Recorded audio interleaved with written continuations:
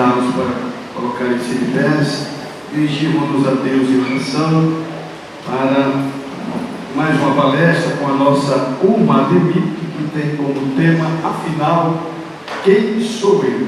Trata-se de identidade, propósito, autoconhecimento, enfim, os conflitos que a geração jovem vive nos dias em que nós estamos vivendo, as dificuldades em enfrentar as adversidades e em, na verdade, se reconhecer, conhecer a sua própria identidade. A partir do momento em que nós temos ciência da nossa identidade, nós temos facilidade para lidar com as adversidades que surgem e até as dúvidas, elas têm mais facilidade de serem dirimidas, porque nós já temos a construção da nossa identidade. No entanto, nós sabemos que vivemos em um tempo de informações simultâneas e um tempo em que as redes sociais ditam as regras dessas informações e muitas delas, ou quase todas, são superficiais e não são todos que têm assim um zelo ou uma preocupação de pesquisar a fundo, com um pouco mais de profundidade, para checar as informações. Então, essas informações, elas vão, de certa forma, construindo identidades que, na verdade, não são a identidade de cada um, mas são aquelas que são formadas por essas mídias, tanto grandes como pequenas. E diante disso, nós temos visto um caos sendo estabelecido na mente juvenil, na mente de muitos jovens, e com isso chega-se os conflitos, e muitos não sabem lidar. Por isso, nós entendemos que esse tema é um tema extremamente importante e atual para esses dias, e é para que vocês possam, nesta tarde, desfrutar deste momento, desfrutar desse ambiente e tirar algumas dúvidas que certamente surgirão. Nós temos dois palestrantes, um já está presente, melhor dizendo, o outro chegará daqui a pouco. E os dois, uma está se graduando, o outro já é graduado na área de psicologia. Então eu tenho certeza que eles serão usados como canais de bênçãos para abençoar vocês. Oremos. Pai, te louvamos, te glorificamos pelo seu amor, por estarmos aqui nesta tarde especial, preparada pelo Senhor para que juntos possamos te adorar na beleza da tua santidade. Queremos, ó Deus, invocar o teu nome, pois sabemos que o Senhor já está presente nesta simples casa. Pedir a tua bênção sobre cada um dos teus filhos e filhas que já estão e daqueles que estão a caminho, que o Senhor venha trazê-los em paz e segurança. Seja conosco nesta tarde, mais uma vez, fale conosco através dos teus servos. Abra os céus sobre esta casa, ilumine a mente de cada um dos que estão aqui, ó Deus, aleluia, para ouvir, para aprender. Eu quero pedir ao Senhor que a tua glória seja manifestada e eles possam, Senhor, sair daqui edificados, com dúvidas sendo respondidas, e o Senhor seja glorificado. Permanece conosco, é o meu pedido, em nome de Jesus. Começar a falar, eu quero apresentar também o pastor Rodrigo, que pastoreia a congregação ali de Parelheiros, é o segundo líder da UMADEMIP, juntamente com o primeiro líder, que eu quero apresentar também, o presbítero Valberto, fica ali, estão aí os irmãos. Também quero apresentar o líder da congregação dos jovens aqui de Parelheiros, Diácono Marcondes, fique de pé, e os jovens de Parelheiros que estão conosco também nesta tarde, os jovens do Jardim Gaivotas também, fiquem de pé, a líder já regeu aqui nesta tarde, e alguns jovens do Jardim Itajaí estão ali, as nossas meninas. Vamos receber a todos como bem-vindos. São bem-vindos. Vocês são daqui, mas são bem-vindos. A irmã Sara Lindo está graduando em psicologia pela Universidade de Santo Amaro, Unisa, e é prata da casa, cresceu aqui, tem um trabalho para nós correndo nos cultos desde criancinha, e nós estamos felizes por ser ela a primeira palestrante, e eu quero que os irmãos recebam a serva de Deus como bem-vindo. Seja bem-vinda em nome de Jesus. O tema da nossa irmã Sara é identidade e propósito. Você tem até as 18 horas, meu filho. Somente para dar uma explicação da logística, após a primeira palestra, nós temos uma paradinha para um café. Não que jovem goste de comer, nem de tomar refrigerante, mas temos uma paradinha, os irmãos vão sair, subir as escadas. Quando terminar as escadas, vocês estarão no nosso refeitório, temos um café, depois voltamos. A segunda palestra, o pastor Ezequiel, que é psicólogo da Igreja Batista, já está chegando, ele me disse que chegaria depois das 5. Depois da segunda palestra, nós teremos um painel de 30 minutos. Então, o que é que eu vou pedir? Um auxílio aqui para distribuir um papelzinho, e vocês, se tiverem alguma pergunta referente à primeira palestra, anotem, com a segunda do mesmo modo. A seguir no painel eles vão responder essas perguntas, tá bom? Deus abençoe. Irmã Sara.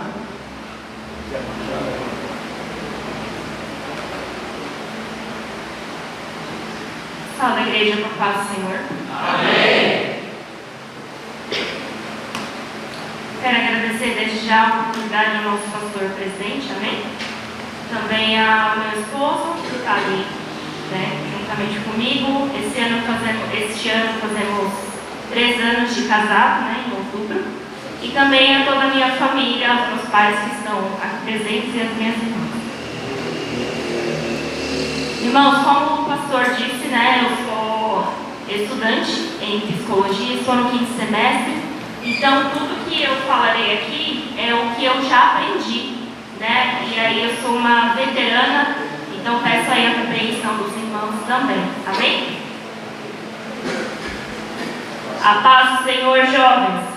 Amém. Almoçaram hoje?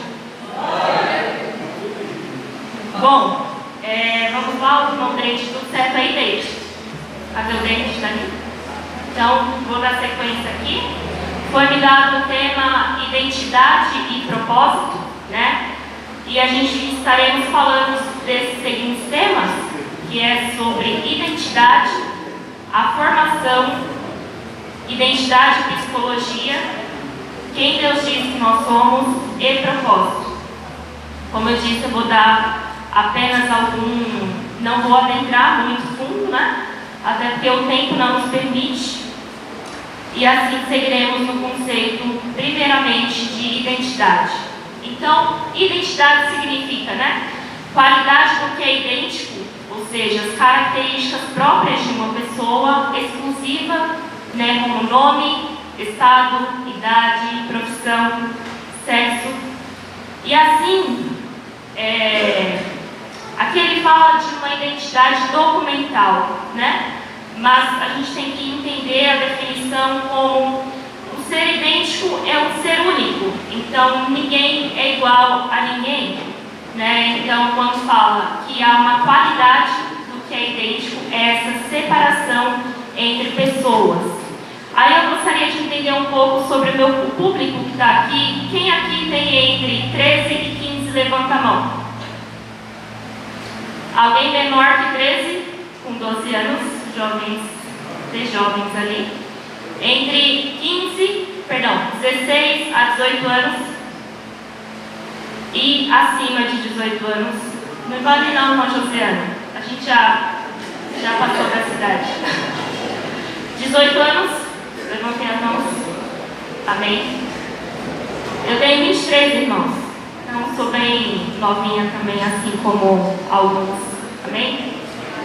Aqui, né, o dicionário Aurélio, ele vai falar que é um conjunto de características que distinguem uma pessoa e a outra, como eu já falei.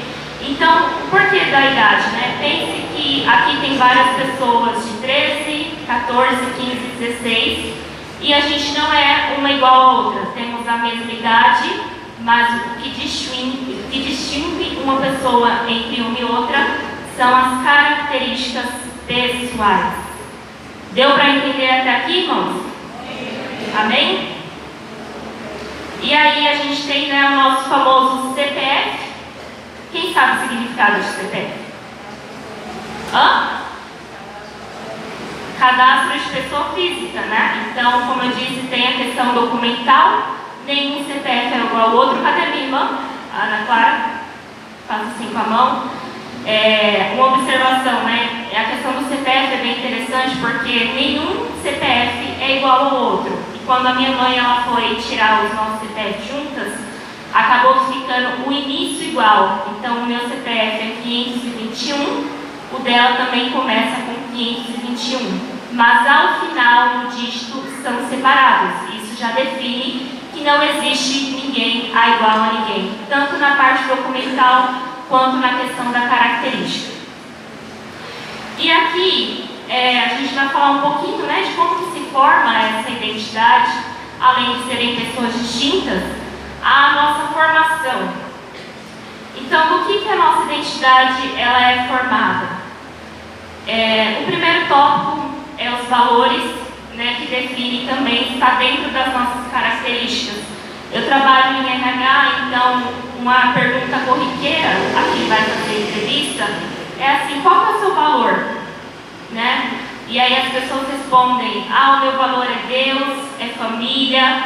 Se eu escolho, né, se é uma escolha e é um dever do cristão, como não mentir, sempre falar a verdade, então valor, honestidade para mim é algo que me representa. Pense que o valor, ele é algo inegociável. O que é inegociável para você e para mim? É Deus, é a família, é falar sempre a verdade, né? Então é o respeito, é a transparência. Então pense com o valor que é algo inegociável para você, algo que você não abre mão. E aí a gente faz essa reflexão, né? Fica a pergunta: quais são os valores que para mim é inegociável e que eu jamais abrirei mão disso? O próximo, a formação, um dos fatores, né, que forma a nossa identidade são as nossas crenças. E aqui, o que seriam crenças? É as convicções que temos de nós mesmos, né? As convicções sobre nós e sobre o mundo que nós vivemos. Então pense numa convicção que você tem de você mesmo, como: eu sou capaz de conquistar os meus sonhos. Se eu sei fazer uma prova, quem aqui já fez prova de Enem, prova de FATEC, prova de ETEC, até mesmo numa escola, aí a gente fica nervoso, né?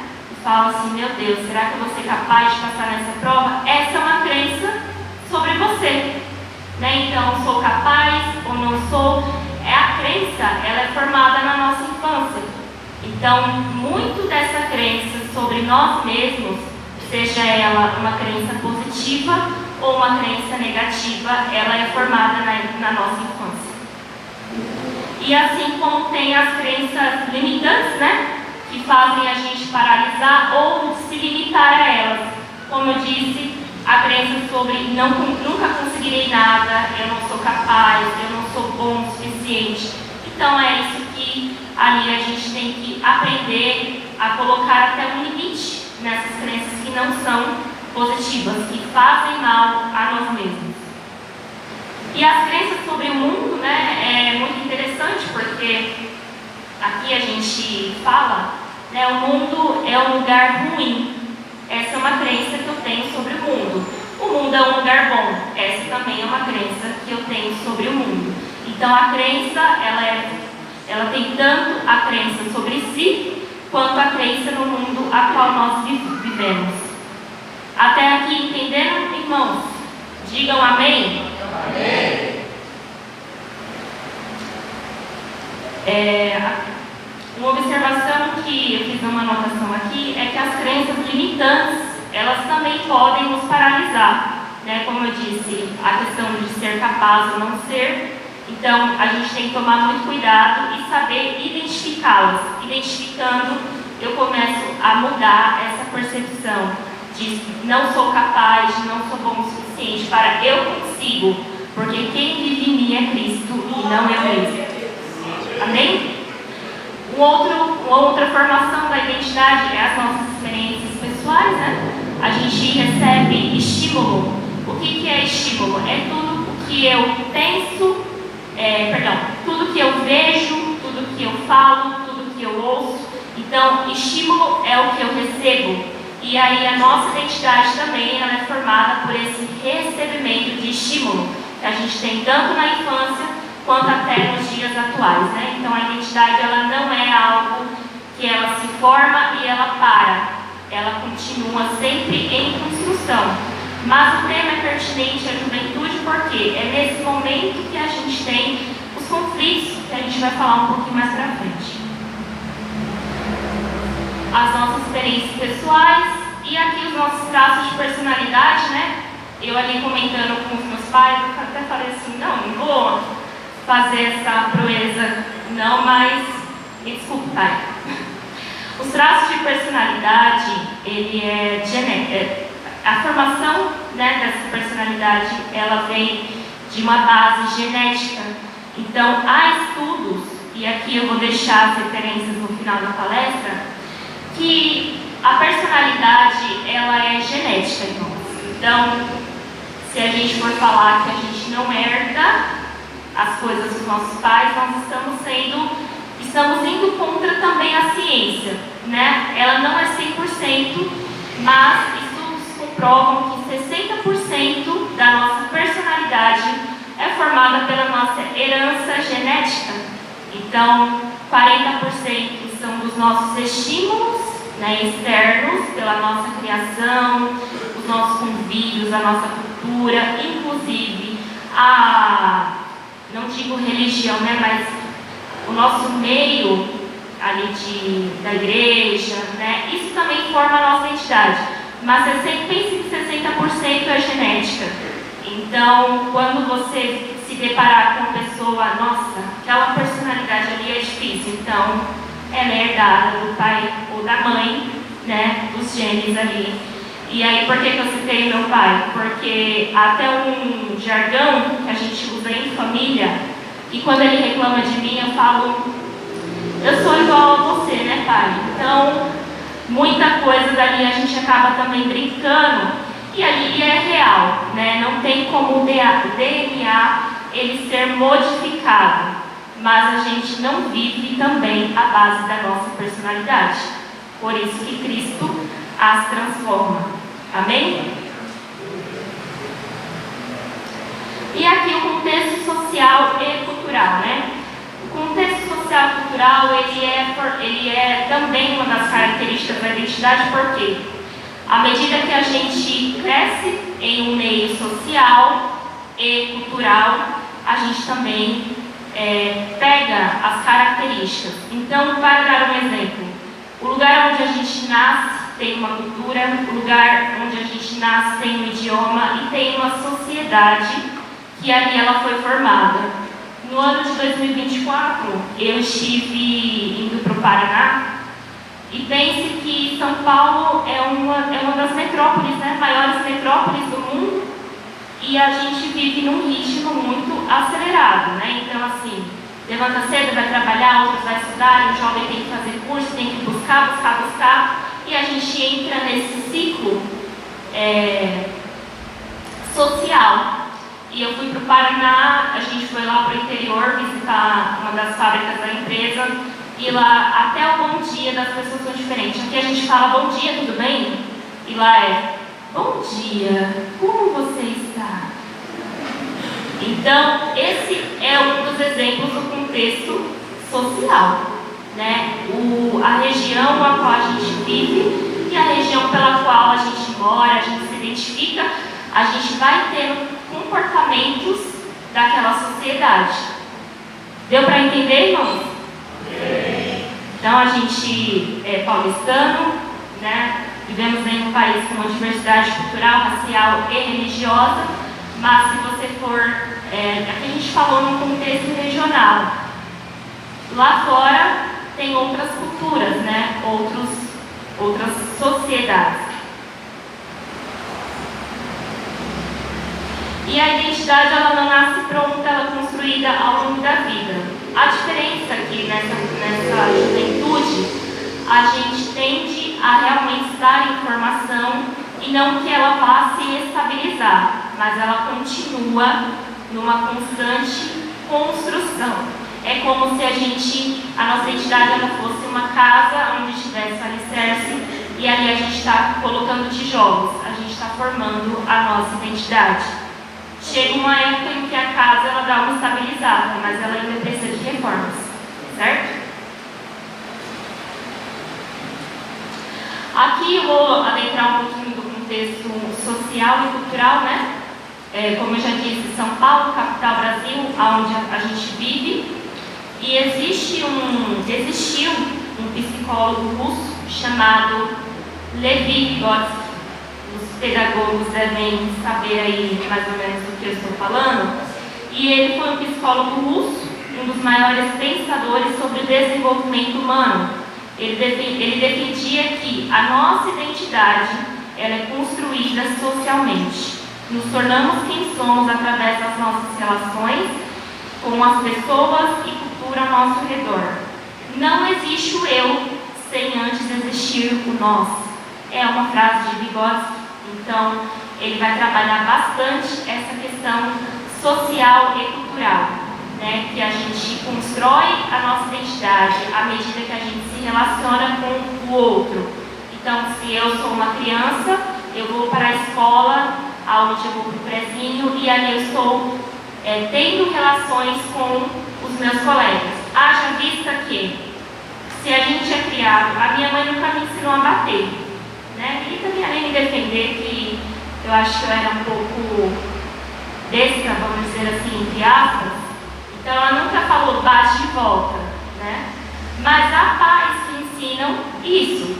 Então pense que uma criança, ela foi para a pré-escola e ela não sabe que existe o bater, que existe o morder, que existe o arrancar o cabelo do coleguinha. E quando ela vai para a escola, ela se depara com isso. Então ela aprende à medida do quê? Das relações que ela teve ali na creche. E a mesma coisa na fase da adolescência, na fase da juventude. Então eu nunca falei um palavrão, mas eu vou para a escola, eu me deparo com essas palavras torpes, então eu as pratico. Como que eu aprendi? Eu aprendi no meu meio social a qual eu estou vivendo. Ok? Então, Vygotsky ele vai trazer bastante essa questão social e cultural. Amém, irmãos? Então, foi como eu falei, né? A identidade ela não nasce pronta, de acordo com o Estatuto da Criança e do Adolescente, né? A gente tem ali que a adolescência ela começa no período na fase de 12 anos e ela vai até os 18. Então, criança é considerado até os 12 anos incompletos. Se eu tenho 11 anos e 12 meses, eu sou considerada uma criança. Se eu tenho 12 anos, ali eu já sou uma adolescente.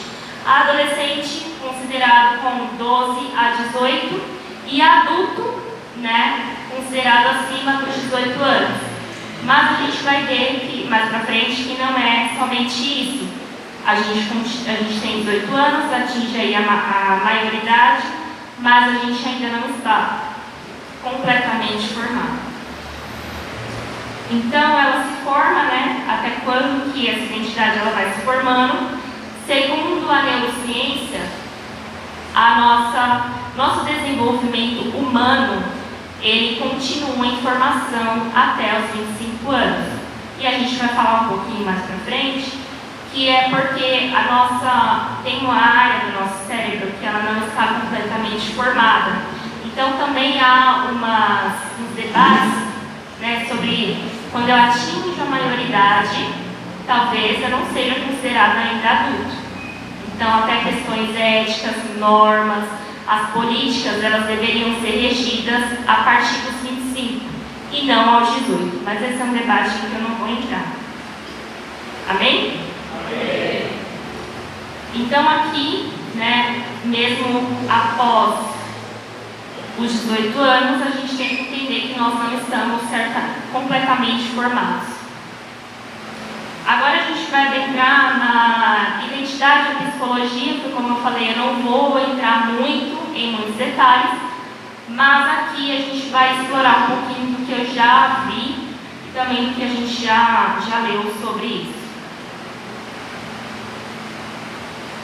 Então, o primeiro ponto, né, que eu gostaria de citar é aqui sobre a transição dos hormônios. A gente vive em uma sociedade que a questão hormonal ela está começando a aparecer antes dos 12 anos, né? Então, já nessa transição entre 10, 11, 12, já começa a aparecer sinais da puberdade, e ali são hormônios da parte tanto feminina quanto da parte masculina. E é importante a gente entender que a biologia ela é uma base, mas ela não explica tudo, né? Então, os hormônios eles vão mexer também com essa questão do emocional, com a questão da identidade, quem sou eu e tudo mais, mas a gente não tem como levar isso como base para tudo. Eu sou assim porque eu estou em fase de puberdade. Eu acho dessa forma porque eu estou na fase de puberdade. A gente tem que saber separar também, tá bem? Então, a gente tem aqui, né, a questão dos hormônios, como eu falei, nas meninas, né, começam a dar indícios como as regiões do mamilo, né, e a dos meninos em outras regiões. Mas aqui a puberdade, ela impulsiona, né, ela é como se eu estou aqui na infância e eu tenho um salto gigantesco e ali talvez eu não sei lidar com isso, é algo que me influencia. Então, nas meninas geralmente aparece um hormônio chamado astrogênio e progesterona e testosterona com os meninos. A genética, ela não é um destino, né? Como a gente falou, a gente não está preso aos nossos genes, às nossas personalidades, à nossa puberdade. Mas é bom a gente entender porque quando a gente está nessa fase, há uma desregulação do humor. Então, o pai e a mãe são bem educados e digam assim: bom dia, filho, tudo bem? Como você está? Isso 6 horas da manhã, 7 horas. E o adolescente vai lá e passa bom dia. Né? Então, é importante dizer que os hormônios também influenciam no nosso humor, mas ele não é decreto. Amém? Então, o corpo se desenvolve, mas o freio que a gente vai ver, que é o nosso córtex pré-frontal, ele ainda não está pronto, né? Ele vai finalizar o desenvolvimento aos 25 anos. Então, foi como eu coloquei ali, que a biologia ela é uma base, mas ela não define tudo.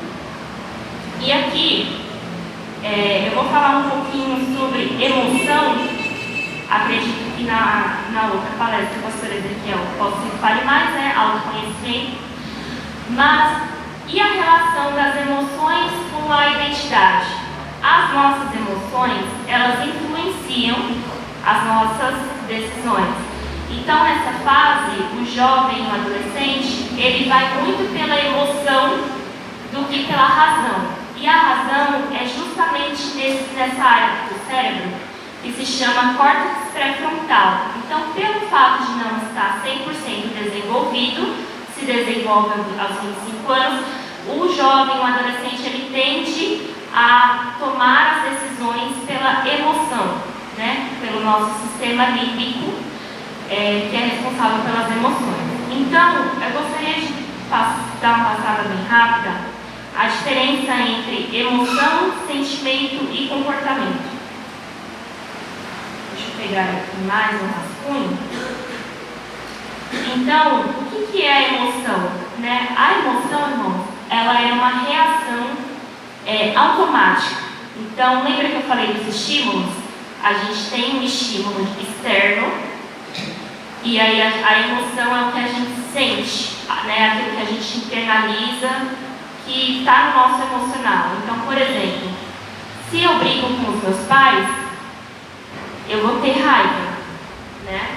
E qual que é o sentimento que isso traz? Então, eu tenho um estímulo de fora, eu tem uma reação na minha parte emocional e dessa emoção gera um sentimento e um comportamento.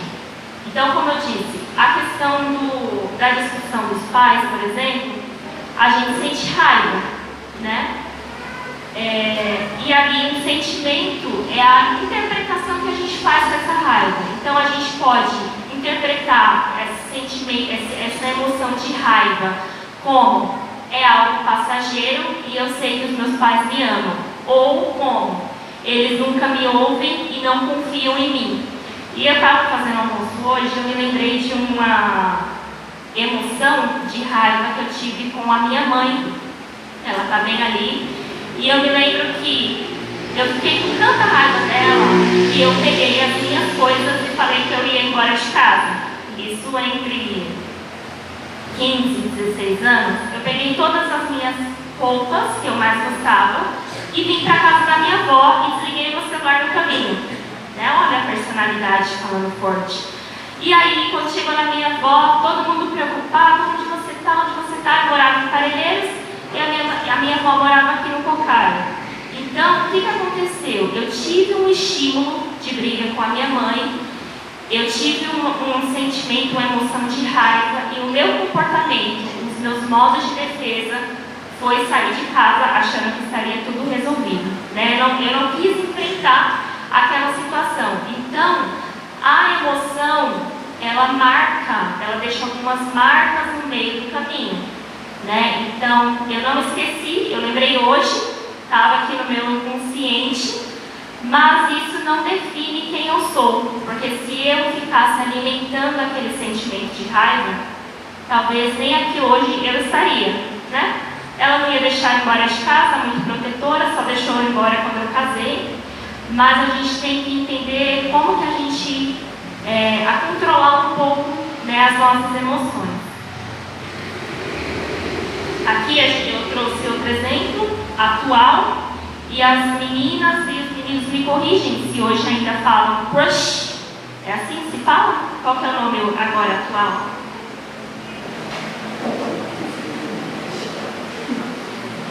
Então, eu vou usar crush porque eu nasci em 2002, tá bom? Então, como eu falei sobre as emoções, e sentimentos e comportamento, pense que a gente vê o nosso crush com outra pessoa. Qual que é a emoção que eu vou ter? Não ouvi. Cidade. Hã? Cidade. Não, eu vejo a pessoa que eu gosto com outro. Irmão, mexia.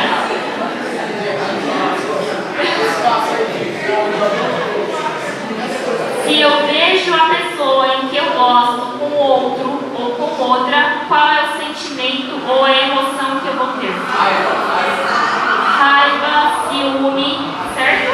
Então, eu vi, lembra do estímulo? O estímulo é tudo que eu vejo, tudo que eu ouço, tudo que eu sinto. Eu tive um estímulo externo, eu vi o meu crush com outra pessoa. Então, isso vai gerar um sentimento de raiva e ciúme. Uma emoção. Então eu vou lá e tenho sentimento: ninguém me ama, ninguém me quer. Aí eu vou lá e eu fico 3 dias sem comer, eu fico chorando, eu conto para as minhas amigas, conto para meus amigos. E aí, qual que seria um pensamento maduro, Eu vou esperar passar essa situação para depois a gente conversar. Mas o meu comportamento é tão impulsivo que eu vou lá e jogo nas redes sociais e marco a pessoa. Eu tive um comportamento, certo? Baseado na emoção que eu tive, na emoção de ciúme, na emoção de raiva, e ali eu tive um comportamento inadequado. Vocês percebem que nessa fase é tudo muito reativo? Eu vivo e reajo pelo que eu vejo, pelo que eu sinto, e não tem racionalidade nisso. Eu não cheguei a processar e pensar com calma. Eu ajo pelos impulsos. Quem assim já agiu assim? Levantem a mão bem alto. Ninguém agiu assim? Ninguém gostou de um crush, de uma crush? Olha aí, jovem.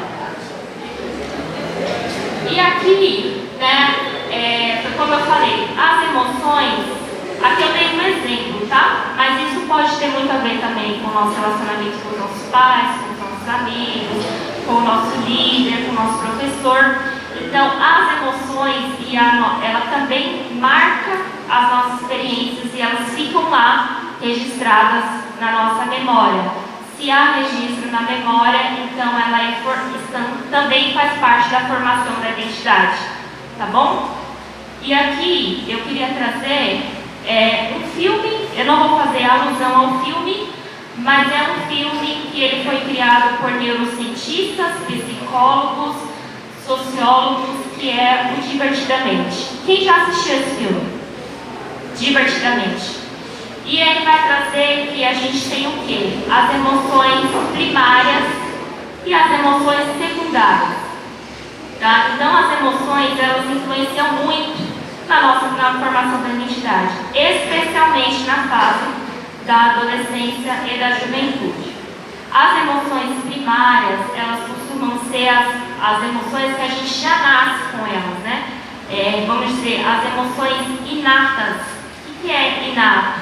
Aquilo que eu já nasci com. Então, eu já nasci com o sentimento da tristeza, da alegria, e o filme, ele faz uma representação disso.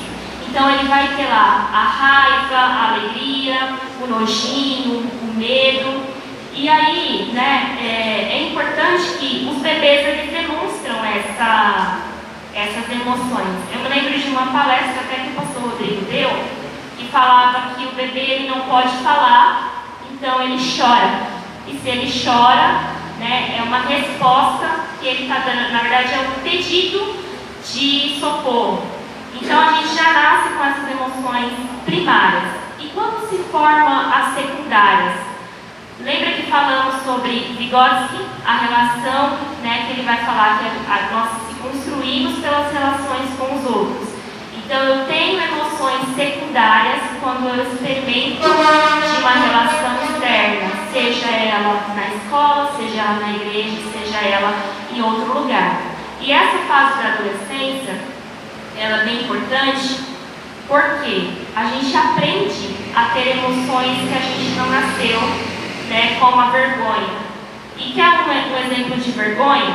Quando a gente é criança, os nossos pais, eles vão lá e falam, fala com aquela tia, fala com aquele tio, aí você vai lá, deixa, abraça.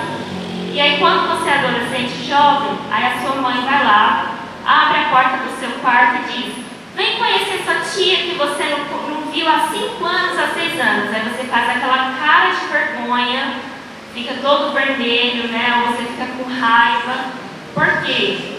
Criança, a gente está muito no mundo, em outro mundo, né? Outra fase. Você briga com a criança hoje, daqui a pouco ela está sorrindo, te abraçando. O adolescente não. Ele faz uma interpretação daquele momento e ele já, pode ser que vira a cara, pode ser, né, que deixa aquele sentimento. Então, a gente nasce com algumas emoções e as emoções secundárias são aquelas que a gente vai tendo relação com o mundo. Esse mundo, ele pode ser tanto no mundo escolar, no mundo da igreja, né, no nosso meio cultural.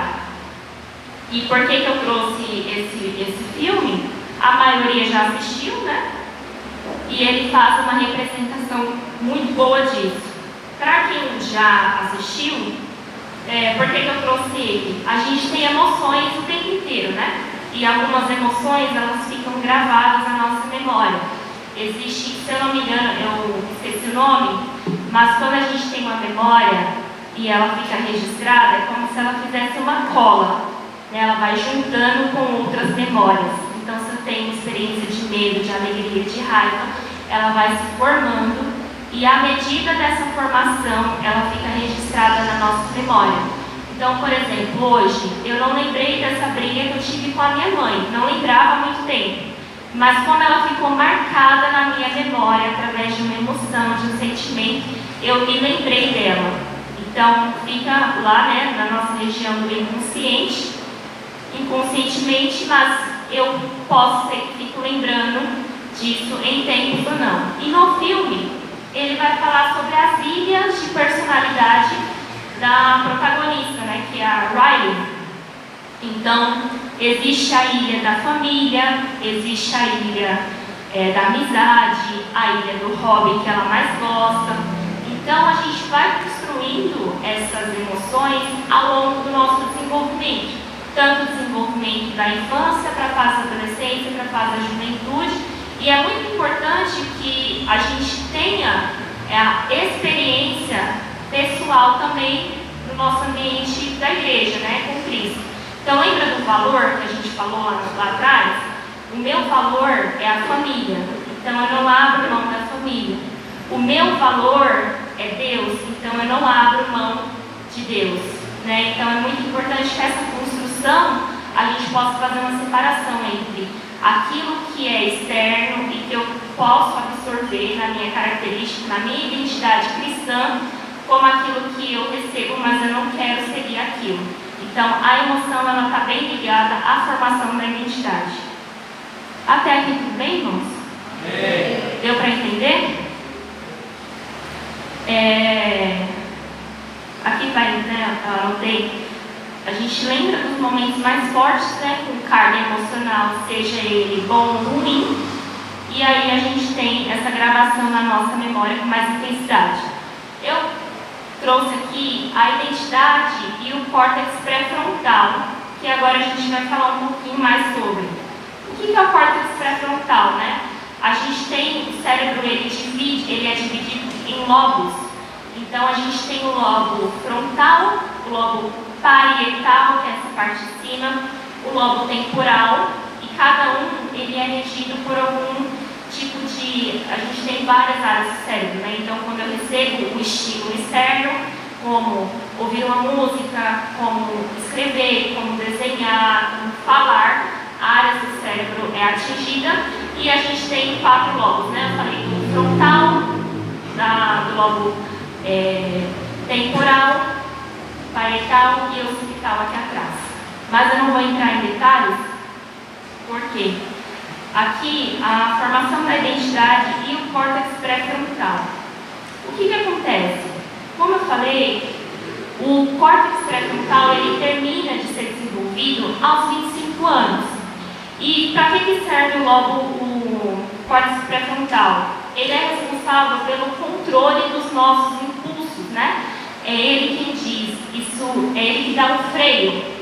Então, ele é responsável pelo planejamento, pelas nossas decisões, e ele só termina de se formar aos 25 anos.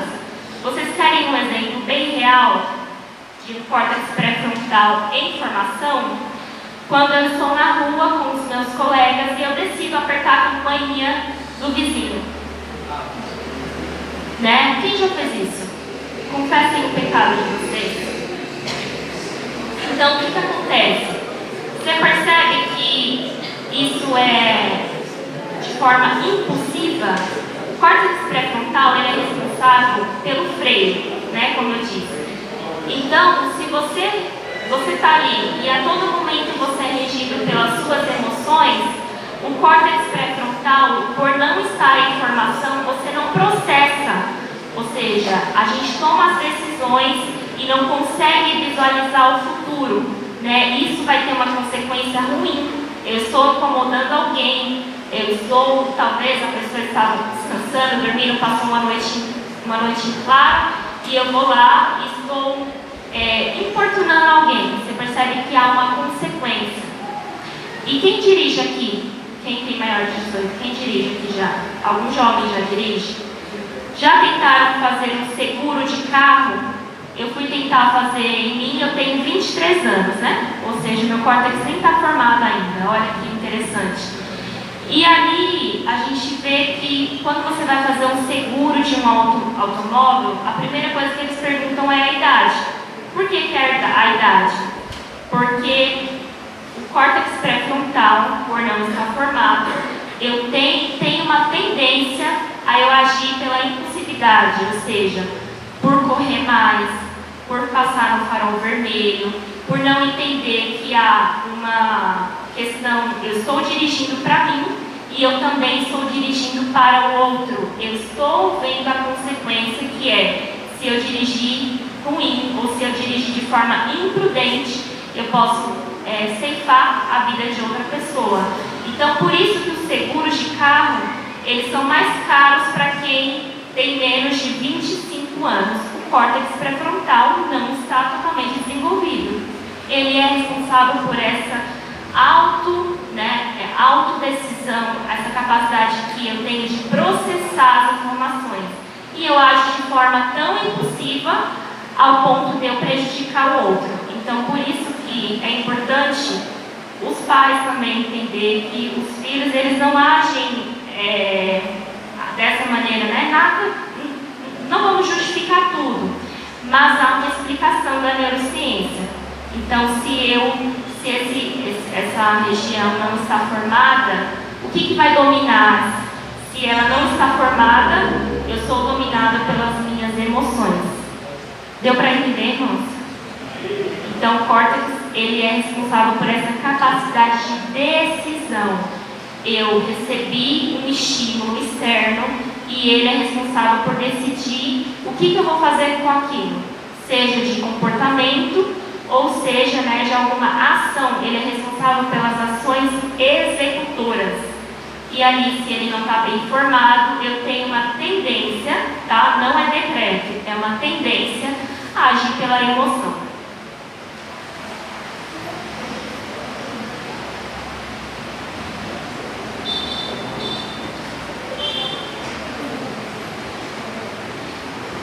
Deixa eu correr.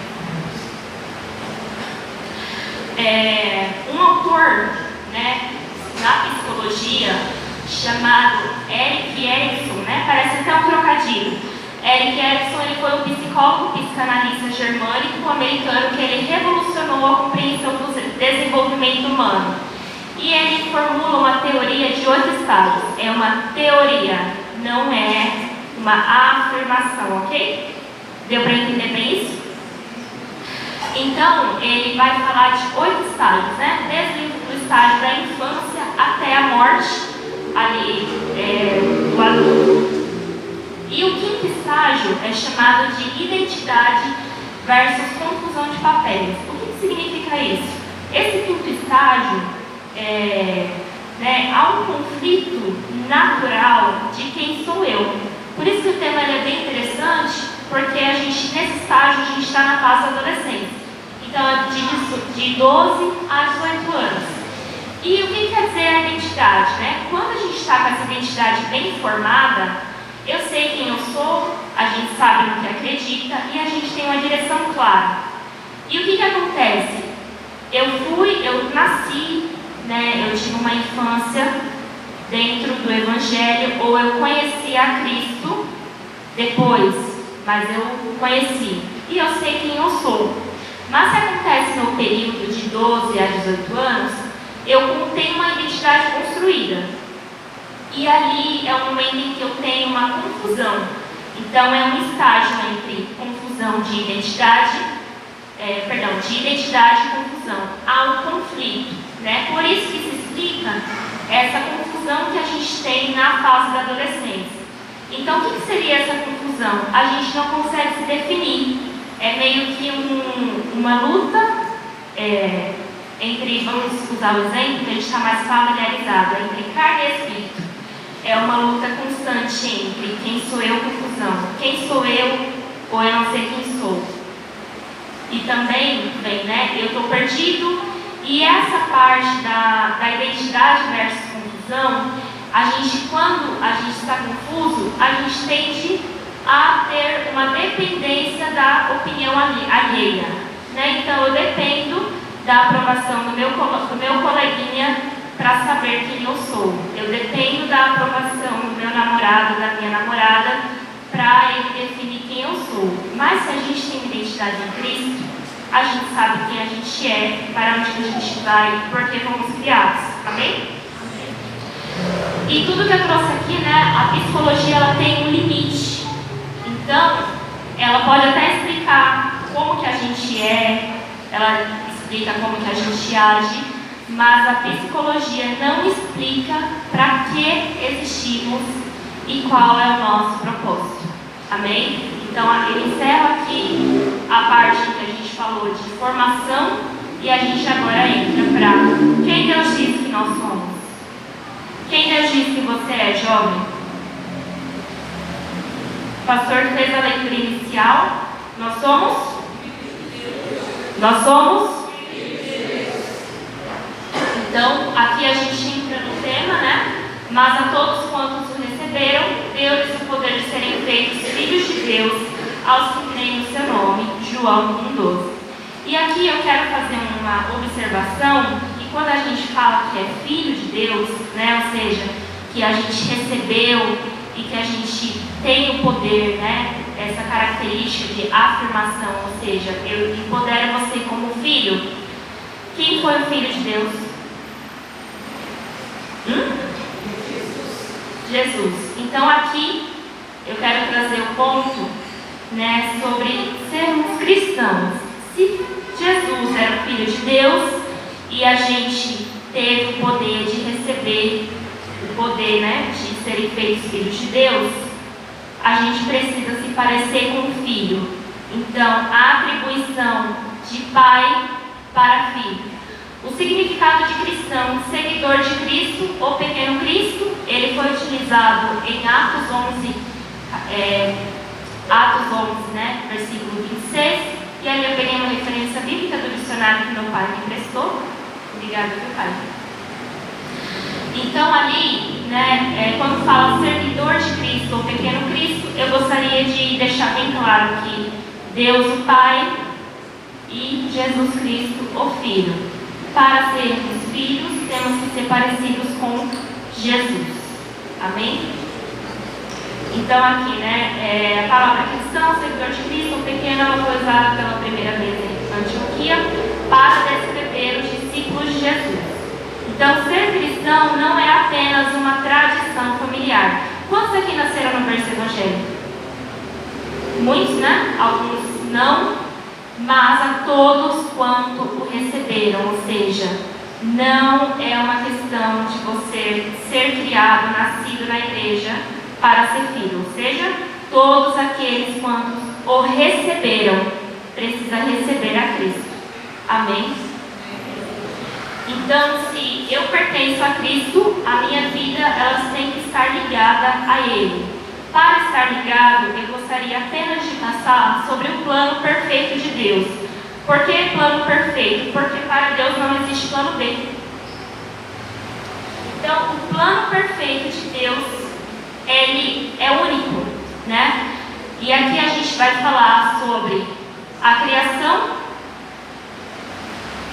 Todos conhecem a história, mas eu gostaria apenas de reforçar.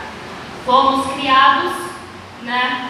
A imagem e semelhança de Deus o criou, macho e fêmea o criou. Essa questão de gênero é importante a gente também situar que a gente, né, fomos criados, ou seja, fomos gerados mulher e homem, fomos gerados menino e menina, né? A imagem de Deus, a gente foi formado macho e fêmea, Deus nos criou.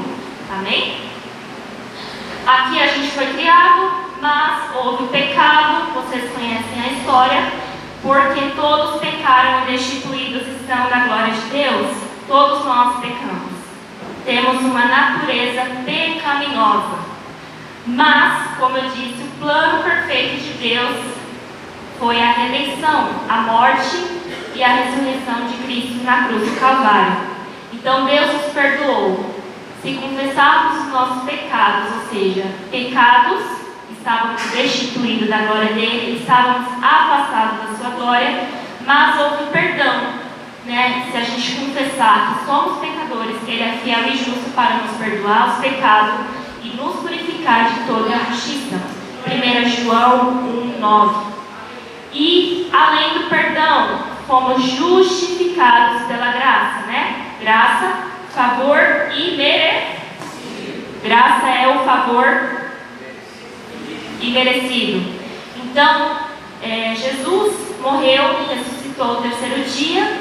A gente alcançou a graça, né? E sendo justificados gratuitamente pela sua graça, pela redenção que há em Cristo Jesus. Amém?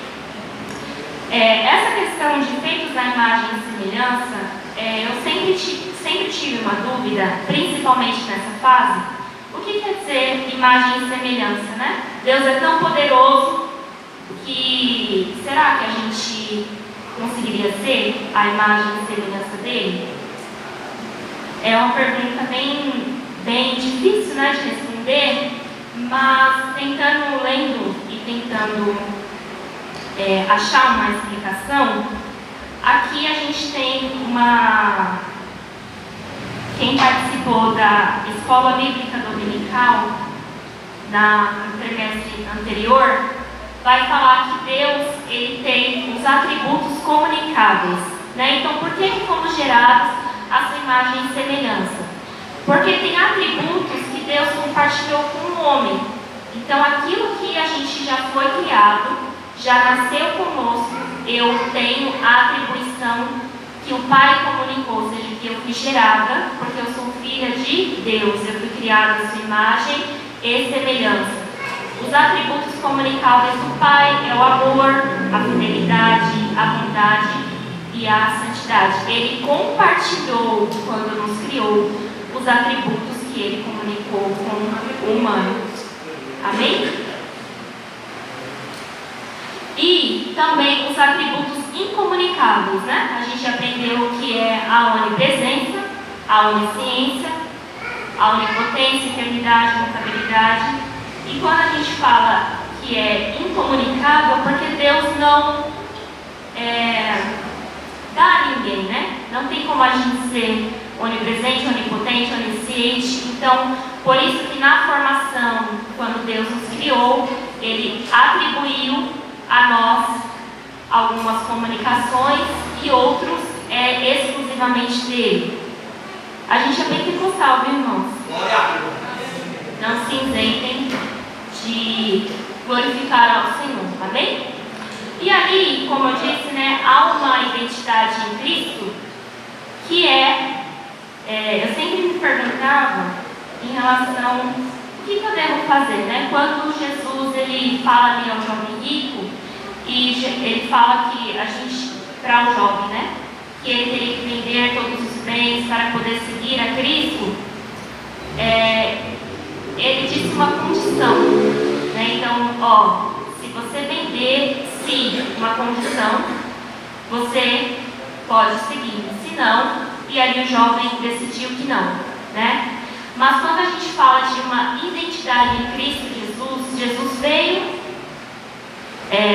à Terra como homem e se fazendo em forma de homem, né? Ele teve necessidades humanas também e deixou para nós alguns mandamentos. Um mandamento que eu considerei na condução da palestra é o novo nascimento. Então, o novo nascimento representa o início de uma vida com Cristo. Aquele que não nascer de novo, ele não pode entrar no reino de Deus. Então, é uma passagem que, se eu não me engano, vai falar sobre Nicodemos, né? Então, Jesus respondeu-lhe e disse: na verdade, eu te digo que aquele que não nascer de novo não pode ver o reino de Deus. Disse Nicodemos: como pode um homem nascer sendo velho? Pode, porventura, tornar entre o ventre da sua mãe? Então, o novo nascimento, ele é necessário nascer da água e do Espírito. É a representação do batismo, uma nova vida em Cristo Jesus. Então, para nascer de novo, a gente tem, né, como uma parte da nossa identidade com Cristo. E aqui o novo mandamento, Jesus vai falar também que Jesus nos dá um novo mandamento para assim sermos os seus discípulos. Ele coloca uma condição também.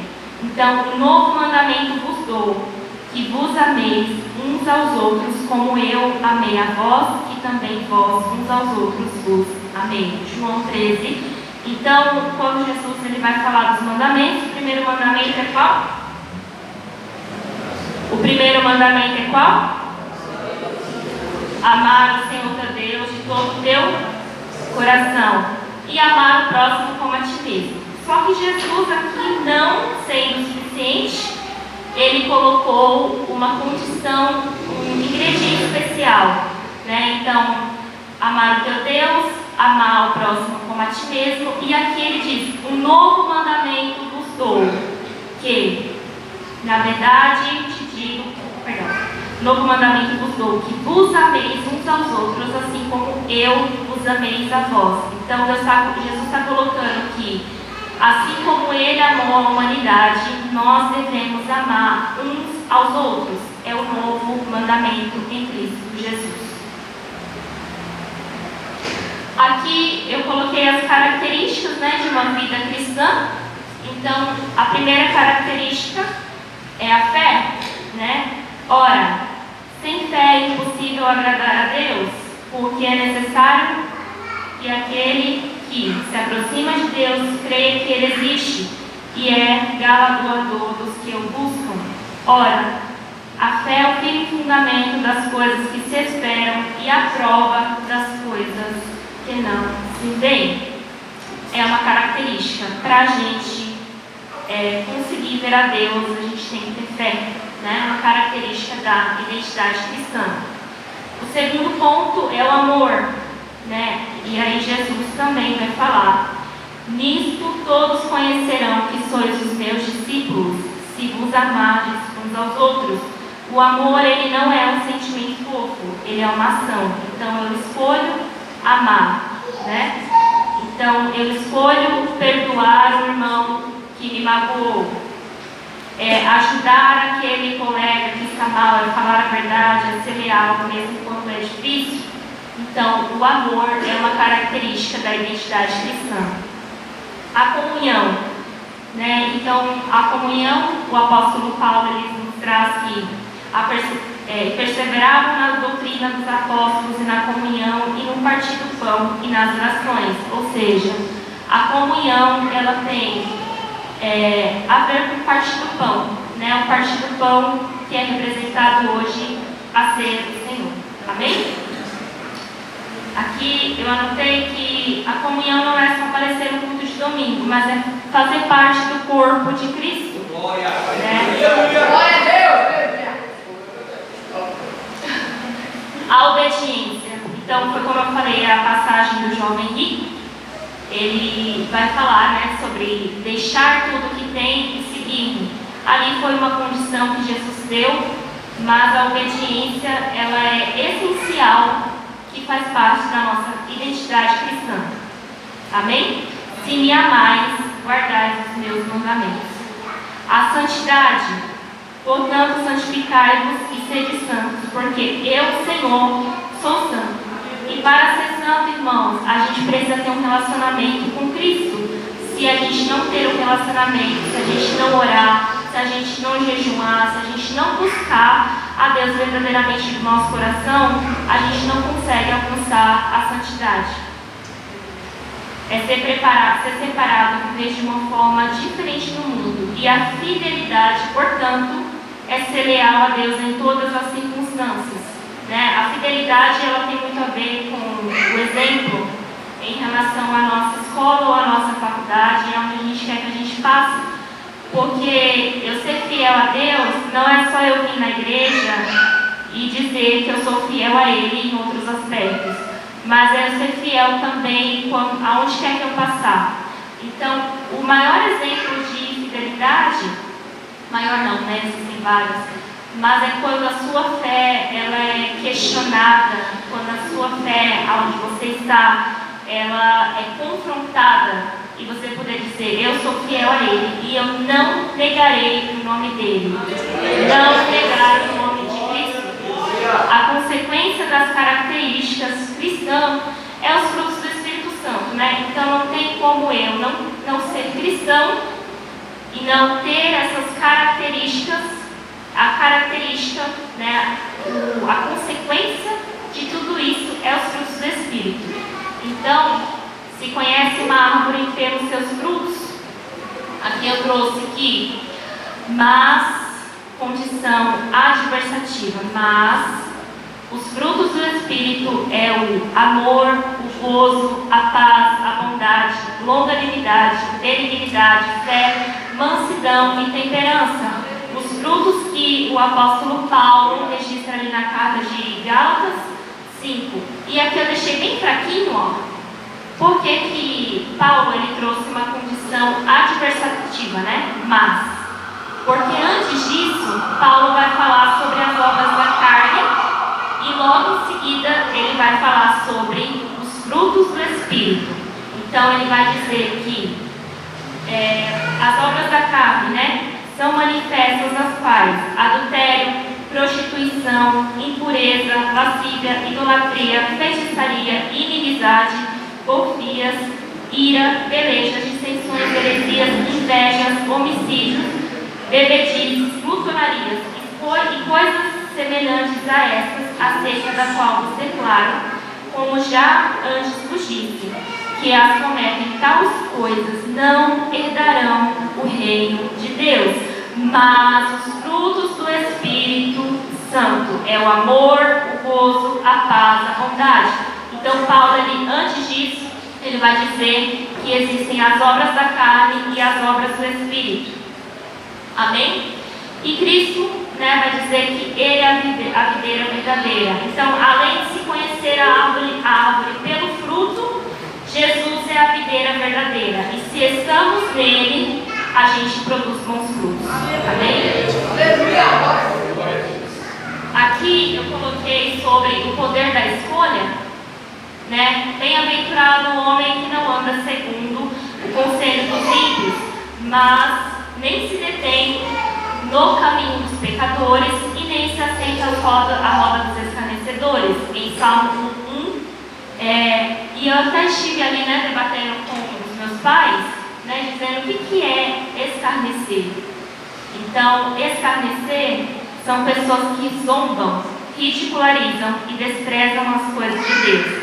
E aqui a gente tem que prestar atenção em 3 ações que o salmista ele vai nos dizer: aquele que não anda, aquele que não detém e aquele que não se assenta. São 3 ações que a gente tem aí, né, sobre a gente tem o poder de escolher, né?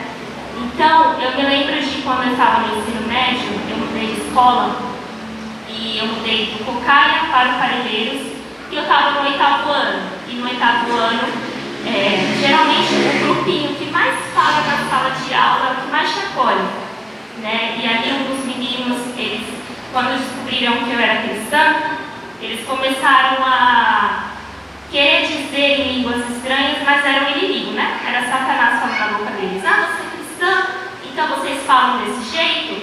E aí eles começaram a tentar interpretar o Espírito Santo dizendo. E eu me lembro que para mim foi um cúmulo, porque eles estavam escarnecendo das coisas de Deus, eles estavam ridicularizando das coisas santas, né? E eu escolhi não fazer mais parte daquele grupo e não me contaminar com aquelas ações.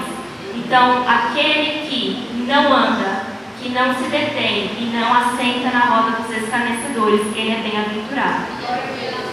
Aqui a gente tem as ações, né? E Paulo vai dizer que todas as coisas me são lícitas, mas nem todas as convêm. Todas as coisas me são lícitas, mas eu não me deixarei dominar por nenhuma delas. O maior ataque do inimigo à nossa identidade, irmãos, é a dúvida, né? Dúvida porque ele coloca a dúvida de quem a gente é, de onde a gente veio e para onde a gente vai. Dúvida de quem você é, ou seja, a identidade que estamos formando aqui em Cristo, ele traz dúvida. Então, eu não sei quem eu sou mesmo, então vou deixar que o inimigo plante isso no meu coração. Ou eu não sei para onde eu vou, será que eu vou para o céu, será que eu sou salvo ou não? Mas eu volto no nosso versículo: mas a todos quanto receberam, deu-lhes o poder de serem feitos filhos de Deus, aos que creem no seu nome. E a dúvida para onde vai? Amém? Eu vou só finalizar de 10 minutos. E aqui a gente vai adentrar num ponto bem rápido, mas sobre o nosso propósito, né? Quem aqui já se fez a pergunta: qual é o meu propósito? Levanta a mão. Essa pergunta, irmãos, ela tem muito a ver, né, com a gente tende a ter uma falta de interpretação sobre dom, né? Por a gente não ter dom de cantar, o dom de pregar, o dom de cura, a gente gera uma certa dúvida, né? Então, se Deus não manifesta em mim nenhum desses dons, então eu fico à mercê de saber qual que é o meu propósito. E aqui, o significado de propósito, né, é uma resolução firme. Ela tem uma intenção ou um objetivo. Então, propósito, ele tem um significado, que é, no latim, ele é propósito, né, pro, que é futuro, e positon, que é coisa à minha frente. Então, quando a gente olha para qual é o meu propósito, a gente tem que olhar para algumas definições. Tem o dom, que é algo dado por Deus, muitos já nascem, né? Como, por exemplo, o dom de cantar, o dom de tocar talvez um instrumento sem nunca ter pegado uma música. A gente tem o talento, que ele é desenvolvido com prática, treino ou persistência. Então, se eu não sei cantar, eu posso ir para uma aula de canto e ali eu vou me desenvolver um talento. E o propósito é o plano que Deus tem para você, para cumprir, né? Então, o plano de Deus para cumprir através de você. Então, o propósito ele não é algo vago, mas sim uma convicção. E que convicção é essa? Quem eu sou define meu propósito e para onde eu vou. As bases bíblicas que eu utilizei aqui porque somos feitura sua, criados em Cristo para as boas obras a quais Deus preparou para que andássemos nelas. Então, qual que é a boa obra que Deus preparou, né? O propósito tem a ver com uma intenção, com um objetivo, uma meta, né? Uma direção. E aqui, feitura significa poêmia, né? Obra de Deus. Então, se somos a obra de Deus criados em Cristo, a gente tem uma obra a cumprir, e essa obra eu trouxe também, e sabemos que todas as coisas contribuem justamente para o bem daqueles que amam a Deus e daqueles que são chamados por seu decreto. Há um decreto que Deus determinou para cada um de nós, ou seja, há um propósito que Deus determinou para cada um de nós. E aqui a gente foi chamado para ser diferente, né? Não se contaminar com o mundo, com os manjares do rei, assim como Daniel disse. Então a gente foi chamado para ser diferente, ser o sal da terra e a luz do mundo. Assim resplandeça a vossa luz diante dos homens, para que vejam as vossas obras e glorifiquem ao Pai. Então tudo que a gente fizer, a gente tem que ser diferente, assim como o sal é e a luz é. Então, há um propósito único que não esteja atrelado ao nosso dom, né, o dom que Deus nos deu, mas para a gente ser o sal da terra e a luz do mundo por onde quer que a gente passe, ser diferente. E a gente foi chamado também para servir. O servir, ele é algo muito único, porque o servir ele pode ser manifestado de várias formas, né? Eu posso servir o meu irmão, eu posso servir na igreja, mas Deus, ele vai utilizar o nosso servir também para alcançar a vida de alguém. Então, trazendo um pouco do dom, eu posso ter o dom de cantar, eu me aperfeiçoo no meu talento e o meu propósito é que as vidas sejam alcançadas através do dom que Deus me deu. Mas se eu não tenho o dom que eu já nasci com ele, eu posso buscar e eu posso utilizar aquilo que Deus deu unicamente para todos nós, que é o servir, né? Porque vós, irmãos, fostes chamados à liberdade, e não useis então da liberdade que Deus deu na cruz do Calvário, né? Interpretação minha, para dar ocasião na carne, mas para servir uns aos outros pelo amor. Gálatas 5:13. E aqui eu vou finalizar com as referências para nós nos dias atuais. Eu quero chamar aqui na frente uma jovem, bem rapidinho, e um jovem, um menino e uma menina. Amém? Bem rapidinho.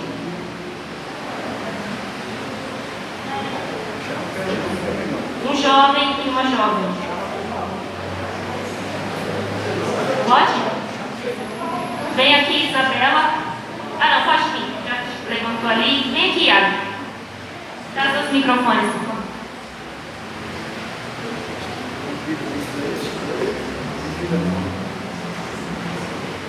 Irmãos, eu vou pedir aqui, quando a gente fala de referências para nossos exemplares, eu vou pedir para o jovem Iago ler uma carta. A jovem Ana lê a outra, amém? A gente vai começar pelo Iago e depois a Ana. Carta aberta de Daniel. Meu nome é Daniel. Fui arrancado da minha terra ainda adolescente, levado cativo para a Babilônia, uma nação pagã, cheia de ídolos. Queriam mudar meu nome, minha alimentação, minha educação. Queriam me moldar à imagem deles. Mas eu tinha algo que eles não podiam tirar: minha identidade em Deus. Desde jovem tomei uma decisão, e Daniel aceitou-se no seu coração não se contaminar. Daniel capítulo 1, versículo 8. Eu sabia quem eu era, sabia a quem eu servia, e isso não era negociável. Passei décadas servindo reis pagãos, mas nunca comprometi minha fé. Quando me proibiram de orar, continuei orando, 3 vezes ao dia, janelas abertas, de joelhos diante do meu Deus. Não me escondi, não tive vergonha. Eu fui jogado na cova dos leões por causa disso. Mas Deus fechou a boca dos leões. E quando o rei me tirou da cova, ele glorificou a Deus, ao Deus de Daniel. A fidelidade de um jovem faz um rei pagão glorificar ao Senhor. Jovem que me ouve, o mundo vai tentar mudar você. Vão oferecer comidas que parecem boas, mas contaminam. Vão tentar te fazer esquecer quem você é em Deus. Mas você precisa propor no seu coração não se contaminar. Seja fiel em casa, na escola, no trabalho, nas redes sociais. Não negocie sua identidade por aceitação. Quando vier a pressão, fique firme. Ore de janelas abertas. Viva sem vergonha da sua fé. Deus estará com você nas covas dos leões, e Ele será glorificado através da sua vida. Meu nome é Esther, sou apenas uma jovem judia, órfã, criada pelo meu primo Mardoqueu, em terra estrangeira. Durante muito tempo vivi escondida, escondi minha identidade, minha fé, meu povo. Achei que era mais seguro assim, mas Deus tinha outros planos. Ele me colocou no palácio, me fez rainha, e então veio o momento mais difícil. Descobri que meu povo seria exterminado. Eu tinha uma escolha: continuar escondida e segura, ou revelar quem eu realmente era e arriscar tudo. Mardoqueu me disse algo que nunca vou esquecer. E quem sabe se para tal tempo como este chegasse até o rei. Esther 4,14. Naquele momento entendi. Minha identidade não era ser só rainha. Eu era filho do povo de Deus. E meu propósito era maior do que eu. Então tomei uma decisão. Disse: assim irei ter como rei, ainda que não é segundo a lei, e perecendo, pereço. Esther 4,16. Jejuei, orei e fui. Deus me usou para salvar meu povo. Jovem que me escuta, você também foi colocado para tal tempo como este. Deus te escolheu e te posicionou onde você está, por um propósito. Não esconda quem você é. Não tenha medo de se posicionar pela verdade. Sua identidade em Deus é a sua maior força. Quando você age em fé, Deus age através de você. Para encerrar, eu gostaria de dizer que somos filhos, que somos herdeiros e que somos a sua criatura, formados à sua imagem e semelhança. Amém?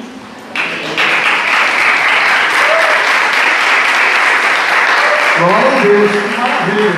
Quantos podem dizer amém? Amém! Deus continue a abençoar a irmã Sara, parabéns pela primeira palestra, nota 11, né? Foi muito bem, louvo a Deus por sua vida. E é um exemplo a ser seguido pelos jovens, pelas jovens, está vendo? Nós temos muitas pratas da casa que podem ser utilizadas, né? Louvo a Deus pela vida da irmã Sara Lino. Que Deus a abençoe. E eu tenho certeza que alguma coisa ficou marcada na mente e no coração de vocês jovens, de tudo que vocês ouviram aqui na primeira palestra. Alguém fez a pergunta? Se fez, me traga, eu vou guardar. Eu quero dizer que eu recebi alguns papéis aqui com 3 perguntas, eu só vou escolher uma. Imagina, na verdade, nós vamos conciliar isso, porque geralmente as perguntas são bem sinonímicas, tem o mesmo sentido, porque nós vamos ter meia hora de painel, né? Então, em meia hora, dificilmente dá para atender a todas as perguntas. Mas, vamos ficar de pé, fazemos oração devagar, nós vamos subindo aqui. No seminário, no primeiro dia, todo mundo espera oração para comer. No segundo, a metade. No terceiro dia, o pastor ora sozinho, já está todo mundo na fila, né? Na nossa GO é mais ou menos parecido com isso, né? Então, nós vamos orar, vocês vão ter a liberdade. É um bate e volta. O pastor Ezequiel disse que iria chegar aqui entre 10 para 7, por aí. Nós temos então 30 minutos para fazer um lanche e descer, né? E começar a segunda palestra, ele já deve estar então bem próximo. E eu queria pedir aos irmãos que fizeram as perguntas, antes de ir, deixem-nas aqui, que eu vou guardá-las com as que já recebi para o Pai, tá bom? Irmão Nairan, vem cá fazer a oração, meu filho, pela primeira parte, né, da nossa palestra Uma Delite, que foi uma bênção para nossas vidas. Após a oração, os irmãos podem se direcionar subindo as escadas, tá? Salve a igreja com a paz de Jesus. Amém. Oremos. Soberano Deus, eterno Pai, te agradecemos, te louvamos pela oportunidade, Senhor, de aprender um pouco mais da nossa identidade, quem somos nós, Senhor. Deus, te agradecemos, Pai amado, mais uma vez, Senhor. Esperamos ansiosos pela próxima palestra, Senhor. Grato para o palestrante, Pai, nós aprendemos um pouco mais de Ti. Grato a Ti essa oportunidade, Pai. Em nome do Pai, do Filho e do Espírito Santo, todo mundo diz amém. Deus abençoe, irmão. As perguntas aqui e vão tomar um café lá. Vão. Tem uma garrafa, tem um